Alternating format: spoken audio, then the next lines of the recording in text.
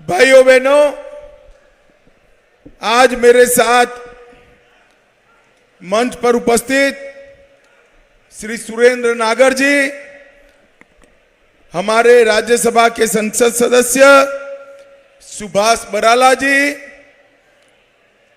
कमल गुप्ता जी, बिशंबर वाल्मीकि जी, रणबीर सिंह गंगवा जी, श्री कुलदीप बिश्नोई जी, doctor वत्स साहब, राव नरवीर जी, स्वामी सुमेगानंद जी, doctor आशा खेदड़ जी, विनोद बयाना जी, श्री भव्य बिश्नोई जी, श्रीमती सावित्री जिंदल जी, छत्तरपाल जी, वेद नारंग जी, टेकराम कंडेला जी, गौतम सरदाना जी, अमरपाल जी, और आज जिनको जिताने की अपील करने के लिए मैं आया हूं, श्रीमान चौधरी रणजीत सिंह जी। रणजीत सिंह जी खड़े होइए, सभी लोग ताली बजाओ जरा रणजीत सिंह के लिए।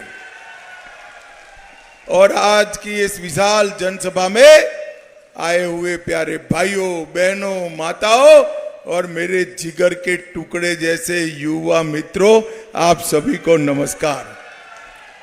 भाइयों बहनों, आज जब मैं हिसार आया हूं तब सबसे पहले अग्रोहा धाम को प्रणाम कर कर मेरी बात की शुरुआत करना चाहता हूं। बम्बोरी माता मंदिर, काजला मंदिर, बाबा शीतलनाथ को भी प्रणाम करता हूं। महान स्वतंत्रता सेनानी लाला हुकमचंद जैन, मुनीर बेग, पंडित नेकीराम शर्मा, दादा गणेशी लाल और लाला लजपत राय को भी याद कर कर मेरी बात की शुरुआत करना चाहता हूं। भाइयों बहनों, मैं हरियाणा की भूमि पर आया हूं तब हरियाणा की भूमि ये देश को 3 क्षेत्रों में सबसे बड़ा योगदान अगर किसी ने किया है तो हरियाणा ने किया है। एक तो देश की सीमाओं की सुरक्षा। आज हम निश्चिंत होकर अपने घर में सो रहे हैं, इसका कारण हरियाणा का जवान सीमा पर भारत माता की रक्षा के लिए तैनात है, इसलिए सो रहे हैं। दूसरा, हमारा किसान। एक जमाने में गेहूं अमेरिका से लाना पड़ता था, आज अन्न के क्षेत्र में हमारा देश स्वावलंबी हुआ। इसमें सबसे ज्यादा योगदान किसी का है तो हमारे किसान, और उसमें भी हरियाणा के किसान का है। और तीसरा, खेल कहीं पर भी खेला जाता हो, राष्ट्रीय हो अंतर्राष्ट्रीय हो, सबसे ज्यादा मेडल अगर किसी को मिलते हैं तो हरियाणा के धाकड़ खिलाड़ियों को मिलते हैं। धाकड़ खिलाड़ी, ये तीनों क्षेत्रों में हरियाणा ने देश को आगे बढ़ाने का काम किया है, और ये तीनों क्षेत्रों को एक एक कर कर कांग्रेस पार्टी ने खत्म करने का काम किया है। भाइयों बहनों, मैं आज आपको बताना चाहता हूं, कांग्रेस पार्टी ने अपने शासन के अंदर बोफोर्स का घोटाला किया, हेलीकॉप्टर का घोटाला किया, सेना के जवानों की गाड़ियों का घोटाला किया, हजारों करोड़ के घोटाले एक कांग्रेस पार्टी ने किए। किसानों के लिए भी फर्टिलाइजर का घोटाला, चावल का घोटाला, फूड के स्कैम का घोटाला, और खेलों में कॉमनवेल्थ गेम का घोटाला किया। ये तीनों क्षेत्र जो हरियाणा को आगे बढ़ाते हैं, तीनों क्षेत्रों में कांग्रेस पार्टी ने अपना घर भरने का काम किया है। जब मोदी जी ने आते ही सबसे पहले 1 रैंक 1 पेंशन का काम कर कर 1,20,000 करोड़ सेना के जवानों के अकाउंट में सीधा भेजने का काम नरेंद्र मोदी जी ने किया, और 20 लाख करोड़ का अनाज एमएसपी पर खरीदा। सबसे ज्यादा अनाज आजादी के बाद अगर एमएसपी पर किसी एक सरकार ने खरीदा है तो वो भारतीय जनता पार्टी की नरेंद्र मोदी सरकार ने। और हरियाणा में तो भाजपा सरकार ने भावांतर योजना से कोई क्रॉप नहीं छोड़ा जिसमें कोई फायदा किसान को न मिलता हो। और खेलों के बजट में मोदी जी ने 3 गुना बढ़ोतरी की, स्टेडियम बनाए, नए कोचेस लाए और खिलाड़ियों के मानदेय के अंदर भी बढ़ोतरी करने का ऐलान किया। और हरियाणा वालों सुन लो, 2036 में मोदी जी ओलंपिक भी यहां पर हमारे देश में लाने वाले हैं। मोदी जी ने तीनों क्षेत्र को आगे बढ़ाना का काम किया और कांग्रेस ने तीनों क्षेत्र को बर्बाद करने का काम। भाइयों बहनों, ये चुनाव जो हो रहा है इसमें 2 खेमे पड़े। एक खेमे में 12 लाख करोड़ का घपला, घोटाला, भ्रष्टाचार करने वाली कांग्रेस पार्टी है और दूसरे खेमे में 23 साल तक मुख्यमंत्री, प्रधानमंत्री रहकर भी जिस पर 25 पैसे का आरोप नहीं है, ऐसे हमारे नेता नरेंद्र मोदी है, नरेंद्र मोदी। एक और चांदी की चम्मच के साथ पैदा हुए राहुल बाबा है तो दूसरी ओर गरीब चाय बेचने वाले के घर में पैदा हुआ नरेंद्र मोदी है, नरेंद्र मोदी। एक और थोड़ी गर्मी बढ़ते ही थाईलैंड और बैंकॉक चले जाने वाले, छुट्टी पर चले जाने वाले राहुल बाबा है। भाइयों बहनों, मेरी बात याद रखना, मैं भी हूं, आप भी हो। 6 तारीख को, जैसे ही 4 को परिणाम समाप्त होगा, 6 तारीख को राहुल बाबा वैकेशन पर चले जाएंगे, वैकेशन पर चले जाएंगे। और दूसरी ओर 23 साल से एक दिन की भी छुट्टी लिए बगैर दीपावली के दिन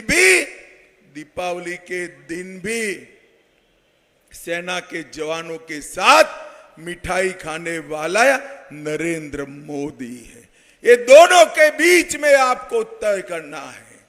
एक और पाकिस्तान को मुंह तोड़ जवाब देने वाले नरेंद्र मोदी है और दूसरी ओर एक कांग्रेसी कहते हैं पाकिस्तान का सम्मान करो, पाक ऑक्यूपाई कश्मीर उनसे न मांगो क्योंकि उनके पास एटम बॉम्ब है। अरे मुझे बताओ हिसार वालों, ये पाक ऑक्यूपाई कश्मीर हमारा है या नहीं है? अरे जोर से बोलो, है या नहीं है? कांग्रेस कहती है पाकिस्तान के पास एटम बम है, उसको छोड़ दो। राहुल बाबा, मैं महाराज अग्रसेन की भूमि से कहता हूं कि ये पाक ऑक्यूपाई कश्मीर भारत का है, रहेगा और हम उसको लेकर रहेंगे। भाइयों बहनों, हरियाणा में 6ठे फेज में चुनाव होने वाला है। आज 5वें फेज का चुनाव है। 4 फेज का चुनाव समाप्त हो गया है। आपको परिणाम जानना है क्या? जानना है तो सुन लो। 4 फेज में नरेंद्र मोदी जी 270 सीटें प्राप्त कर बहुमत प्राप्त कर चुके हैं और 5वें, 6ठे, 7वें ने 400 पार कराना है। और मैं आज कहता हूं, इस शाहजादों और दामादों वाली कांग्रेस को 40 सीट भी नहीं मिलने वाली है, 40 सीट भी नहीं। भाइयों बहनों, कांग्रेस पार्टी के शाहजादे राहुल बाबा ने 24 के चुनावों की शुरुआत भारत जोड़ो यात्रा से की थी। मैं आज आपको कहकर जाता हूं, 4 जून के बाद राहुल बाबा को कांग्रेस ढूंढो यात्रा निकालनी पड़ेगी। कांग्रेस ढूंढो यात्रा, दूरबीन लेकर भी कांग्रेस दिखने वाली नहीं है। 24 के चुनाव में सिरसा से लेकर सोनीपत तक, पंचकुला से पलवल तक, और हर जगह मोदी जी का विकास का कमल खिलने वाला है। भाइयों बहनों, ये 10 साल में सबसे तेजी से विकास करने वाले राज्यों में से हमारा हरियाणा है। हरियाणा की आर्थिक विकास दर 8% है। जीएसटी सबसे ज्यादा प्रति व्यक्ति हरियाणा कलेक्ट करता है। ईज ऑफ डूइंग में हरियाणा टॉप पर है। 400 विश्व की फॉर्च्यून कंपनियों के कार्यालय अपने गुरुग्राम में बने हैं, और खाद्यान्न देने में देश में हमारा दूसरा नंबर, दूध में तीसरा नंबर, और सामाजिक सुरक्षा का पेंशन हरियाणा में पूरे देश में सबसे ज्यादा दिया जाता है। और स्वास्थ्य सुविधाओं में पूरे देश में पहले स्थान पर हरियाणा है। देश में जितनी गाड़ियां घूमती है, हर दूसरी गाड़ी हरियाणा से बनकर जाती है। जितने ट्रैक्टर है, हर दूसरा ट्रैक्टर हरियाणा से बनता है। और ये हुड्डा साहब, आपने क्या किया था? चिट्ठियां लिख लिखकर दामाद के दरबारी बने हुए थे आप। भाइयों बहनों, एक कांग्रेस का हाथ दिल्ली के जीजा के साथ है, और उनके शासन में पब्लिक, प्रदेश की जनता खाली हाथ थी। और मैं आज बताता हूं, नरेंद्र मोदी जी के प्रधानमंत्री बनने के बाद, हरियाणा में भाजपा सरकार बनने के बाद, हर गरीब के पास पक्का मकान है, शौचालय है, गैस का सिलेंडर है, नल से जल है, किसान का कल्याण है, और विकास का गुणगान भी यहां पर हो गया है। भाइयों बहनों, दरबारी, दामाद और डीडल्स की ये सरकार थी, इसकी जगह लोक कल्याण की सरकार नरेंद्र मोदी जी लाए हैं। मुझे बताओ हिसार वालों, अयोध्या में राम मंदिर बनना चाहिए था या नहीं बनना चाहिए था? अरे जोर से बोलो जरा, बनना चाहिए था या नहीं बनना चाहिए था?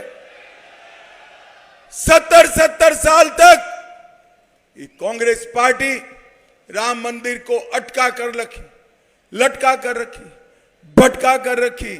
आपने मोदी जी को दूसरी बार प्रधानमंत्री बनाया, 5 ही साल में केस भी जीता, भूमि पूजन भी किया, और 24 जनवरी को प्राण प्रतिष्ठा कर कर जय श्री राम कर दिया।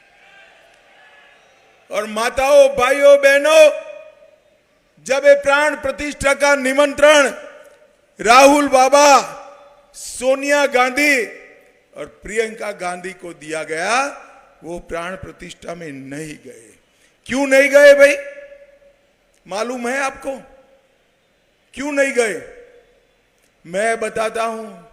वो डरते हैं अपनी वोट बैंक से। और हिसार वालों, यहां बैठे हो ना, आप लोग उनकी वोट बैंक नहीं हो, उनकी वोट बैंक वो घुसपैठिए है, घुसपैठिए उनकी वोट बैंक है। उनके डर से राम महोत्सव में नहीं गए, और आज देश में सवाल खड़ा कर रहे हैं। भाइयों बहनों, मुझे बताओ, ये कश्मीर जो है हमारा है या नहीं? जोर से बोलो, है या नहीं है? धारा 370 हटनी चाहिए थी या नहीं हटनी चाहिए? 70 साल तक एक कांग्रेस पार्टी धारा 370 को संभाल कर बैठी, एक अनौरत संतान की तरह अपनी गोदी में खिलाती रही। मोदी जी आए और मोदी जी ने धारा 370 को 5 अगस्त 2019 को समाप्त कर दिया, और कश्मीर को हमेशा के लिए भारत का हिस्सा बना दिया। और नरेंद्र मोदी जी ने इस देश से आतंकवाद को समाप्त किया, नक्सलवाद को समाप्त किया है। एक जमाना था, सोनिया मनमोहन की सरकार थी, आए दिन पाकिस्तान से आलिया, मालिया, जमालिया आते थे, घुस जाते थे, बम धमाके करते थे, और मनमोहन सिंह जी कुछ नहीं बोलते थे। नरेंद्र मोदी की सरकार बनी, उरी और पुलवामा में हमला किया और इस 10 ही दिन में मोदी जी ने सर्जिकल स्ट्राइक और एयर स्ट्राइक कर पाकिस्तान के घर में घुसकर आतंकवादियों का सफाया करने का काम नरेंद्र मोदी जी ने किया। भाइयों बहनों, मोदी जी ने सभी को, पूरे देश को कोरोना का टीका लगाकर सुरक्षित किया। हिसार वालों, आप सभी को टीका लगा है या नहीं लगा है? जरा जोर से बोलो, लगा है या नहीं लगा है भाई? और ये राहुल बाबा उस वक्त मजाक करते थे कि मोदी टीका है मत लगाओ। और मैं आज देश की जनता को पूछना चाहता हूं, इनका मानकर टीका न लगाया होता तो आज देश कोरोना से सुरक्षित होता क्या? जोर से बोलिए, होता क्या? राहुल बाबा, कोरोना जैसी महामारी में आपने राजनीति करने का, ओछी राजनीति करने का काम किया है। भाइयों बहनों, मोदी जी ने दुनिया में भर में वैक्सीन पहुंचाया। आज दुनिया की फार्मेसी भारत बना हुआ है। भारत का नागरिक कोई भी युद्ध में फंसा हो, बाहर निकालने का काम नरेंद्र मोदी जी ने किया है। आज यूपीआई का डंका पूरे भारत में बज रहा है। चंद्रयान पहुंचाने का काम हमारे मोदी जी ने किया है। भाइयों बहनों, एक कांग्रेस पार्टी हार को देखकर झूठ के आधार पर जीत प्राप्त करना चाहती। वो कह रहे हैं कि मोदी जी को 400 सीट मिलेगी तो मोदी जी आरक्षण हटा देंगे। मैं आज कहकर जाता हूं, जब तक भारतीय जनता पार्टी का एक भी सांसद है, हम आरक्षण को नहीं हटने देंगे, नहीं हटने देंगे, नहीं। भाइयों बहनों, और एक कांग्रेस पार्टी ने मुसलमानों को आरक्षण दिया है। हम 400 सीट आप दिला दो, एक गैर संवैधानिक आरक्षण को समाप्त करने का काम भी भारतीय जनता पार्टी की सरकार। भाइयों बहनों, राहुल बाबा कहते हैं कि कांग्रेस की सरकार आएगी तो ट्रिपल तलाक वापिस ले आएगी। आपको ट्रिपल तलाक वापिस लाना है क्या? जरा माताएं बहनें बोले, लाना है क्या?